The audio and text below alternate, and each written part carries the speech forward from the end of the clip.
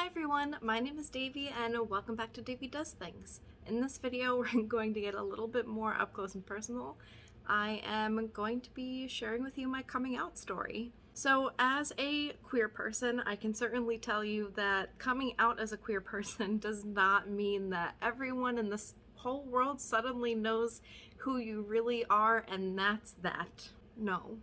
When I say coming out story, at least for me, that means when I first realized that I was no longer comfortable not sharing this part of my identity with the people that were closest to me. I have to choose over and over again all the time for the rest of my life to come out to people, even if it's just as simple as saying, oh, my wife ... when clearly I am a feminine person and thus we are probably homosexual. I've also had to come out multiple times with my identities. I've had to come out for my sexuality, my gender identity, and with my current relationship of being polyamorous. All right, let's dive in. So all the way back when I was a kid, even in like kindergarten, elementary school, I always felt different. I didn't understand it for a really long time. I grew up in a place where there was maybe one or two out gay people and certainly no trans or even gender non-conforming people in my neighborhood, in my county that I knew of. Pretty much all throughout my whole childhood, 0 to 18, I started discovering these things about myself and how I felt. Had no knowledge about most queer things. I really only knew that you could be like gay and bi, and being bi was like really weird in my town. You could be... Thank you, Quibbler. Never mind having like any positive representation whatsoever. Back when I was a kid in elementary school, I got along with girls and boys. I had best friends that were girls, best friends that were boys, but I felt kind of the same way about girls that they say that you're supposed to feel about boys. When I got a little bit older, like middle school, high school, that's when it was a little bit harder for me to assimilate with my gender and my sexuality.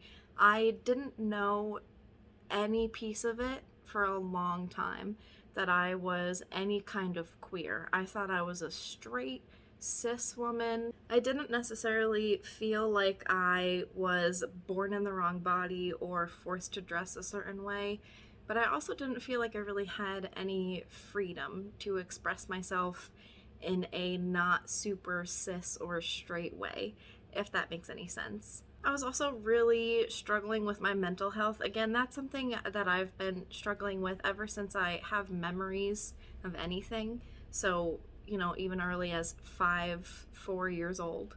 But when middle school and high school runs around and you're going through puberty and everyone has boyfriends or girlfriends and things are happening with your body and you're like, oh, what is going on with me? So in the same way that every teenager kind of struggles to grow and develop and adjust, I just had a little bit extra to struggle with.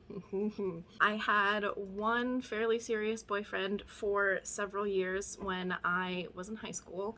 And that was like a good relationship. It was like a fairly normal high school relationship. I never really fell in love with a girl or really understood that about myself. I felt like I couldn't even talk about the feelings that I was feeling. And of course, I'm like sexually attracted to both men and women, and I'm pansexual, so everyone in between. But I couldn't even find the words to talk about that because that just wasn't something that even existed. I thought, oh, what's wrong with me? I'll find the right boy who will I'll be so in love with him that it'll fix me. I would have days of gender dysphoria where sometimes I still do, but I at least know how to talk about it and how to work through it. Like, sometimes it really bothers me that I have a big chest, and of course I can't do anything about it, but there was no casual sports bra wearing even in my house. Like, you put on a bra, you put on a shirt, and like, we had a uniform, and if you didn't want to look dumpy or frumpy, you bought shirts that were skin tight. And that's a whole nother set of emotional trauma from childhood. But just in general, it was hard for me to express myself because if you know me in real life or you follow me on Instagram, like, obviously I'm not afraid to wear revealing bathing suits, but like, day to day, even like this shirt, it's a crop top, but it's very loose on me because I don't like things like touching my belly or like suction cupping to my boobs and accentuating that 100% of the time. So, not to talk about this too much because it's not an easy topic to talk about, and I don't think that this is the video for it, but I had some abusive situations with boys in high school, kind of in the gap when my boyfriend went to college and we broke up and I still had a year left, and then I was going off to college.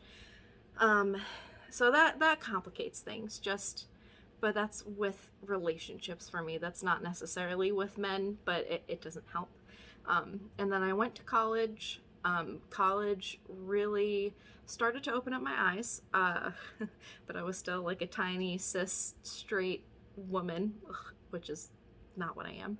And I have really bad emotional trauma with relationships, so immediately I jumped right into another one before school even started, when we had marching band camp, and that lasted for a couple of months. It wasn't anything too serious. In my dorm room, I lived across from a person that I did not know, and I was too shy to say anything, still dealing with a lot of repressed trauma with my mental illnesses.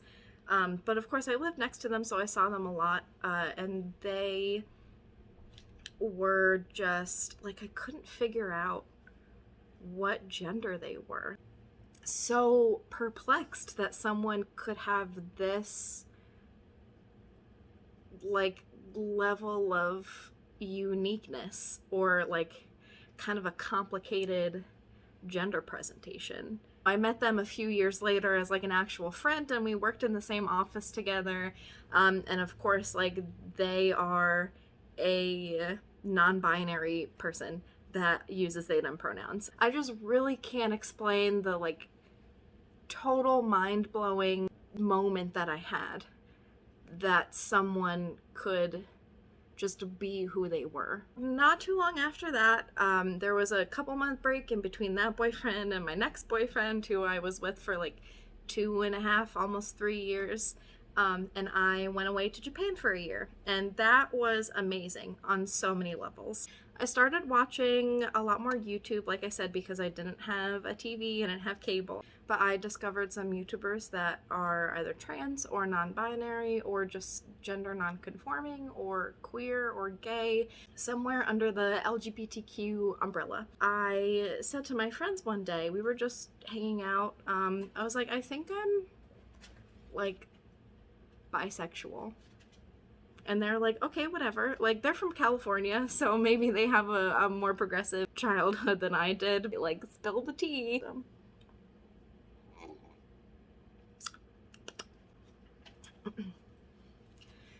So Japan was amazing. And then I came home. I, of course, had been talking to my boyfriend this whole time. I told him, I think I might be bisexual. And, being bisexual is not a stepping stone. This is just my personal journey where they were I had a very limited knowledge of what your gender and sexuality could be. So bisexual was the only way that I could explain it. I came home, I think I'm bisexual, and he was like, that really doesn't matter for our relationship, so I will support you, however you are. And I was like, great, amazing, what a great boyfriend. Oh my gosh, suddenly I was a part of the LGBTQ community. So I learned more about it. I started hanging out at the like LGBTQA services office at school.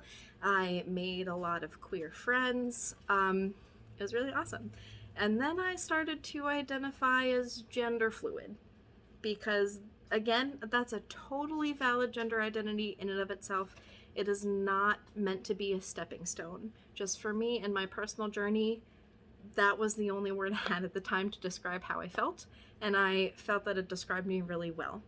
One day I would feel much more feminine, and the next day I would feel much more masculine. That's what I thought I was doing. Kept my same name, kept my same pronouns, eventually kind of started gearing towards they, them pronouns. I started working with the LGBTQA Services Office peer education program. So basically me and up to 9 other people and the advisor for the program would come up with educational content and opportunities on campus and in the community. One of my favorite programs was the Speak Out program, which is when we would go to a classroom or a club meeting, or we would even try to have like school-wide ones where 3 to 5 people would sit on a panel basically, and we would each tell our coming out stories, whatever version we wanted to tell, whatever identity we wanted to talk about. We tried to keep it 10 minutes or less so that everyone would have enough time and that there would be time for questions after. And that was really affirming for me, especially seeing other people have absolutely no idea what we were talking about sometimes, and then being like, oh my god, like I had no idea that these identities even existed. And I was like, bro, like 2 years ago, me neither. It was a really great opportunity for me, and of course I learned more doing these speak outs and learning about all of these people's identities and taking that information and kind of like delving into it in my own time, learning a little bit more, hearing other people's experiences, and I realized I wasn't gender fluid. My gender stays the same, but it's not cis. It's non-binary. And that was a really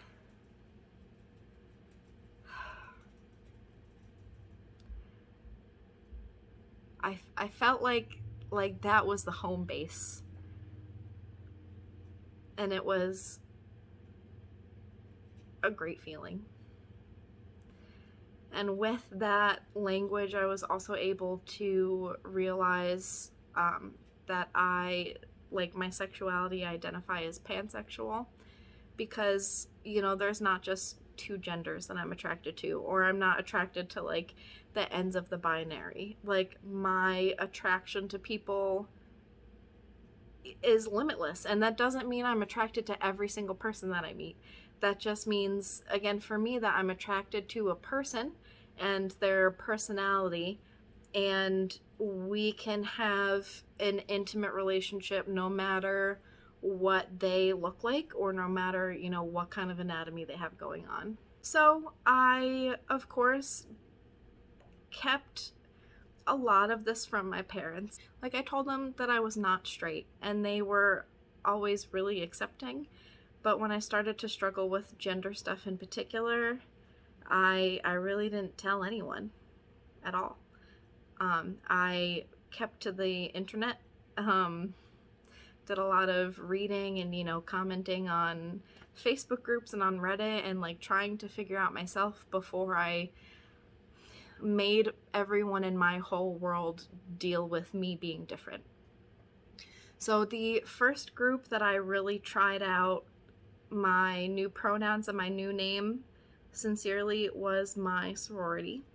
And although, there was a lot of drama in the time that I was on campus, I really have to thank those people for how supportive they were of me and how supportive they continue to be. Also, I should mention that it was a co-ed sorority, so there were women, there were men, there were people already of like all different sexualities. We're affectionately known as the gay chapter.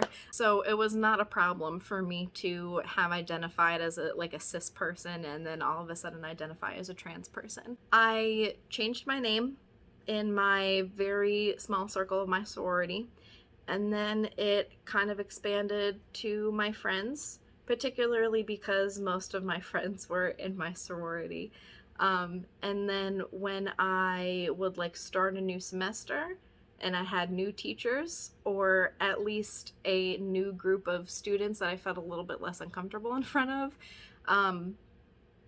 I asked them to use my correct name, and that wasn't always very successful. My major in college was foreign languages and international business, so I had a lot of non-native English speaking professors that weren't always the most supportive, but that's a story for another time. I started going to conferences. I started being more involved in the queer community. I was just so excited to feel like I had finally like found a spot, if that makes sense. And then it came to my parents and my boyfriend. He really tried. I told him about my pronouns and how I wanted to change my name. It was really hard for him and he didn't really understand. So I tried to say, you know, oh, like, it's okay if you can't adjust right away. Because I know that you've known me this whole time as this name. So it's okay if you can't get it right away.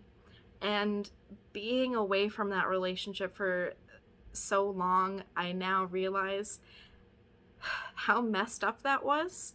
And even if he was having a hard time, he should have tried so much harder. Or, you know, even insisted that, like, no, if this is your name, like, this is what I want to call you. He did not ask me if it was okay if he could call me by my changed name until weeks after we had broken up. My parents had a similar hard time. They didn't really understand it. They never, like, were mad at me. You know, they wanted me to be happy. The name change was really hard on my mom. All of my parents use my changed name. They use my correct pronouns, or at least, you know, they try to. It's still not easy for them. It's still not easy for them 100% of the time. But, you know, my mom would say things like, oh, my daughter, or child of mine, or she would, you know, write me letters and be like, hello, child.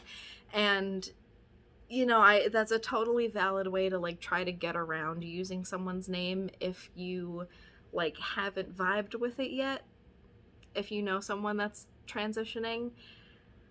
But at the same time, like, it was not always fun for me to be like, cool, like, my name's not even on this envelope. I get it. I do. And we're cool. My mom and I are super close. Like, we're really great now. But it was hard for a while, and that's okay. So at a conference, specifically, it's called Creating Change, and the group that hosts it is the LGBT National Task Force, I believe. That's where I met my beautiful wife in January of 2017. That's the story of me coming out with my gender and my sexuality, and that's kind of where it ends. So fast forward a little bit into November, December of 2019, and Carly and I started dating our boyfriend, Matthew. Carly and Matt were friends in high school, and they connected after not having talked to each other in a long time because Matt had just gotten out of like a really long relationship. And at first it was just the two of them, but then it kind of became the three of us. So that's kind of my story of coming out with my gender identity, my sexuality, and my polyamorous relationship. Thank you all so much for being here with me and watching this video. I really appreciate it so much. This was not emotionally trying for me to go through because I've gone through it so many times in my life, recounting my coming out story. But it certainly took a long time and took a lot of thought and concentration. So thank you so much for sticking with me and just like being here to experience this with me. If you have any questions, as always, I'd be happy to answer them. You can email me, you can message me on any of my social media, you can even comment down below, and of course I will see it and I will answer you.